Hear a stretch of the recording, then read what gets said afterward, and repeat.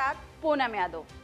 गुजरात के अहमदाबाद में कांग्रेस पार्टी का 2 दिवसीय अधिवेशन का समापन हो गया है। इस दौरान कांग्रेस अध्यक्ष मल्लिकार्जुन खड़गे ने अधिवेशन के दूसरे दिन सत्र के समापन के दौरान चुनाव में कथित जालसाजी को लेकर केंद्र सरकार पर तीखा हमला बोला और बैलेट पेपर से चुनाव कराने की पैरवी की। इसी दौरान उन्होंने अपनी पार्टी में जवाबदेही सुनिश्चित करने की जरूरत पर जोर देते हुए कहा कि जो लोग जिम्मेदारी नहीं निभा सकते उन्हें रिटायर हो जाना चाहिए। बता दें कि अहमदाबाद में कांग्रेस का अधिवेशन पहले दिन 4 घंटे चला। वहीं आखिरी दिन कांग्रेस सांसद राहुल गांधी ने पार्टी के कार्यकर्ताओं को संबोधित किया।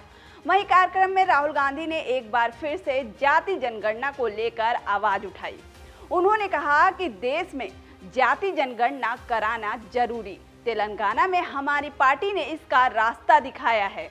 कांग्रेस नेता राहुल गांधी ने अधिवेशन में कहा कि हम उस दीवार को गिरा देंगे जो SC, ST, OBC के लिए आरक्षण को 50% तक सीमित कर रही है। बता दें कि जाति जनगणना को लेकर कांग्रेस केंद्र सरकार पर लगातार हमलावर है। दरअसल देश की कुल आबादी में OBC जातियों की संख्या 48 से 52% है और इनका रुख ही लोकसभा और विधानसभा चुनाव में सियासी पार्टियों की जीत हार तय करता है। वहीं 2014 के बाद बीजेपी लगातार OBC वोटरों में अपनी पैठ बनाने में कामयाब रही है। अगर देखा जाए तो 2014 के लोकसभा चुनाव के बाद ये चुनाव दर चुनाव OBC वोट बैंक बीजेपी के साथ खड़ा नजर आया है। अगर OBC वोटर्स की बात करें तो 2019 के लोकसभा चुनाव में बीजेपी को देश में 44% OBC वोट हासिल हुए थे। वहीं कांग्रेस को 15 और अन्य क्षेत्रीय दलों को 27% वोट हासिल हुए थे। OBC वोटर्स के सहारे बीजेपी किस तरह एक अजेय पार्टी बन गई है, इससे समझा जा सकता है कि 2009 के आम चुनाव में बीजेपी को 22% OBC वोट्स मिले थे, लेकिन 2019 के चुनाव में इसका 2 गुना यानी 44% हो गया।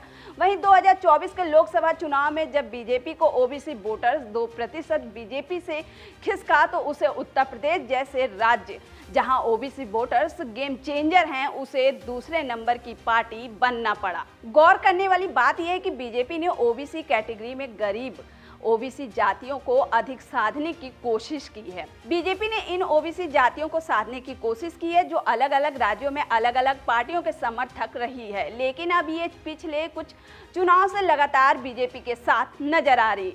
बता दें कि आरक्षण की सीमा खत्म करने की मांग और बढ़ेगी। यही कारण है कि राहुल गांधी जाति जनगणना की मांग को लेकर लगातार हमलावर हैं। विपक्षी दल जाति जनगणना की बात करके अन्य पिछड़ा वर्गों को उचित प्रतिनिधित्व मिलने और अनुसूचित जाति एवं जनजाति समुदाय को उनकी आबादी के अनुपात में आरक्षण दिए जाने की वकालत कर रहे हैं। राहुल गांधी 2011 में हुई जनगणना के जातिगत आंकड़े जारी करके और 50% की सीमा को हटाने और दलित आदिवासी की उनकी आबादी के अनुसार आरक्षण देने की बात कर चुके हैं।